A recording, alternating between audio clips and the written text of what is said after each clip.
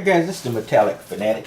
You might have noticed a slight name change on my channel. Still a Metallic Fanatic, but it's sort of focused on knives and urban craft. I like to do bushcraft, but I'm just not having an opportunity to get out into any of the rural areas. And in my area of Texas, there's not a lot of woods. Not like the piney woods in East Texas. I'm in Central Texas, where we're basically a plains area. So other than going fishing and going out, there's not much woodcraft to be involved in my general vicinity. So I'm going to take a look at this, and so I'm going to do mostly urban defense, self-defense, and practical knives for the time being. As my situation changes, I will be changing to new areas. In any case, I bought this as a stainless steel knife, and it's almost built like a push dagger, but it is serrated and built with a cutting edge. And as usual, they're not sharp. None of these knives are ever sharp. You've got to sharpen them. In fact, I've ordered a special file for doing serrated knives as well, in addition to my belt grinder.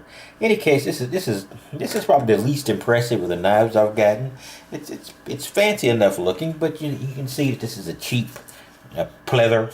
Yeah, it's already splitting at the seams. I can't really advise you get this. It's the Blades USA, and the code number or model number is C-130E fixed blade knife.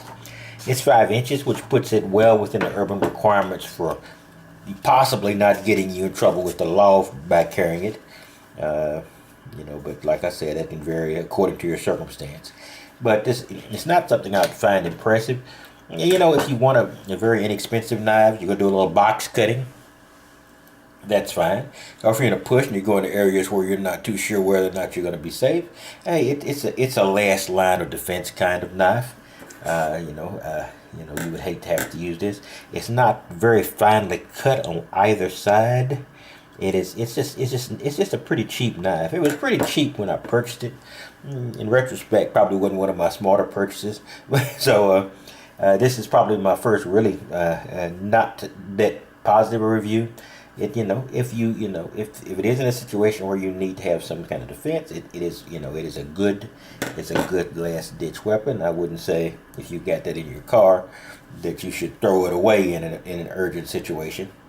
And my tendency is to think for ladies it would be something that you might need to carry as a last ditch defense. If it looks like you have no other choice, that type of thing. That's the kind of knife it would be. And it would be a good box cutter, but it's just a strange shape for a box cutter.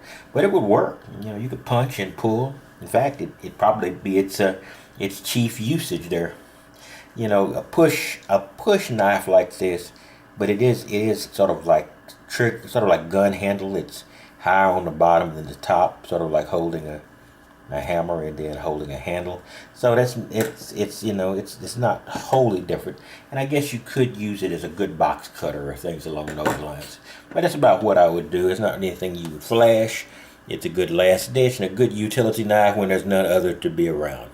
So I think that'll be enough for this knife, and I'll be doing some more and showing some more and going more into some other areas of modern defense, self-defense, and equipment and gear just for a modern area in the suburban or urban areas. And as I get out of the urban rat race, hopefully in the near future, then we will focus more on that area. But woodscraft is only good if you have woods. In any case, I will talk to you later, and you have a wonderful day.